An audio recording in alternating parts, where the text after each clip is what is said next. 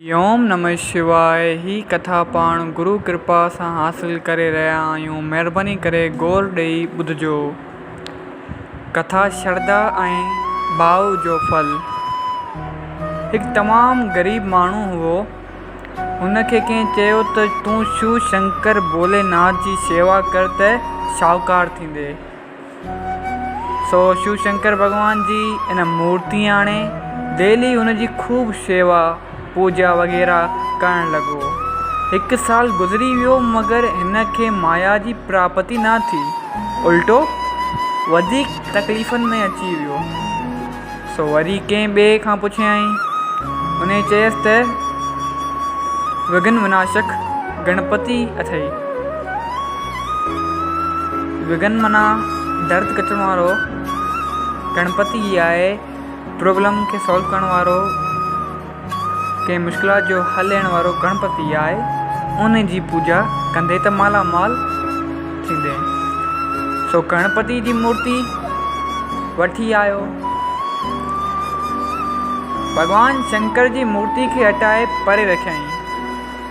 साल पूरे थियण ते हू हिकु ॾींहुं गणपति जी शेवा कंदे आरती कयाईं ऐं अगरबत्तियूं ॿारियाईं। सो ओचितो संदसि ध्यानु अगरबत्तियुनि जे धूंअं ॾे वञणु लॻो।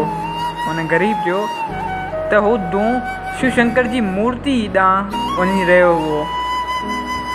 सो शंकर भॻवान में अॻे ई हिन खे खार हुआ त सॼो साल मूं हुन जी शेवा कई, पर मूंखे त कुझु बि कोन वरियो। उबतो अञा ग़रीब थी वियसि। सो चयाईं ही अगरबत्तियुनि जो धूं शिव शंकर भॻवान जी मूर्ति ॾे न वञणु खपे। सो कपा खणी शिव शंकर भॻवान जे नकनि जे सुराखनि में विधाईं, नोज़ल्स में विधाईं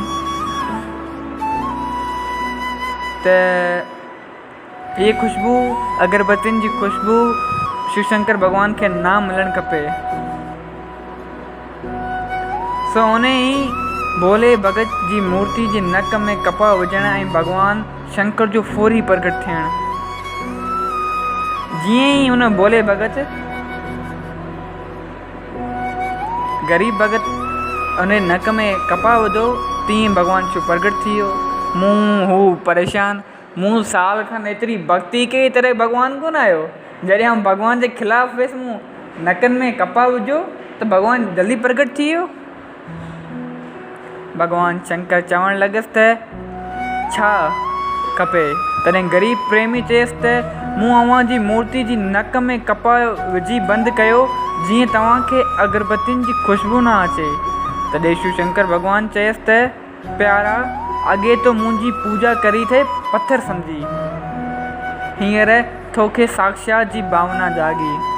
तोखे लॻो त ही मुंहिंजी अगरबत्तियुनि जी ख़ुशबू वठी रहियो आहे। तोखे लॻो त हिन मूर्ति में साह आहे। तोखे भॻवान ते यकीन आयो।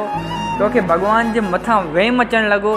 पहिरीं तूं सम्झी कंदो हुए हिकु पत्थर जी शेवा, तूं सम्झंदो हुए हिकिड़ी मूर्ति पत्थर आहे, पर अॼु तो भाव रखियो, दिलि में सोचो, इंसान वारी भावना रखी मूं सां मुंहिंजी पूजा कई, सची भावना रखी, तॾहिं तो मुंहिंजे नक में कपा विधई। मां भाव सां राज़ी थींदो आहियां। हाणे तोखे माया जी तंगी न रहंदी। जेको घुरणो हुजे सो घुर। ग़रीब भगत चयो मूंखे सुख ऐं शांती ॾे। कथा जो पूरो प्रताप हिकिड़ी ॻाल्हि ते थो वञे, जेको कमु कयो यकीन सां कयो। बग़ैर यकीन जे कुझु कोन आहे। यकीन सां कंहिं पत्थर खे पूजो न, भले भॻवान जी मूर्त न हुजे, तॾहिं हू पत्थर बि तव्हांखे दुखी कोन कंदो। माना भॻवान त आहे यकीन जो नालो। जिते यकीन आहे उते ई भॻवान आहे। सचो भाव हुजे, श्रद्धा हुजे, यकीन हुजे, आत्मविश्वास हुजे त भॻवान साम्हूं बीठो आहे। चओ जय सियाराम। अगरि ही नंढड़ी कथा श्रद्धा ऐं भाव जो फल तव्हांखे वणी हुजे त इन कथा खे पंहिंजनि सां शेयर कयो।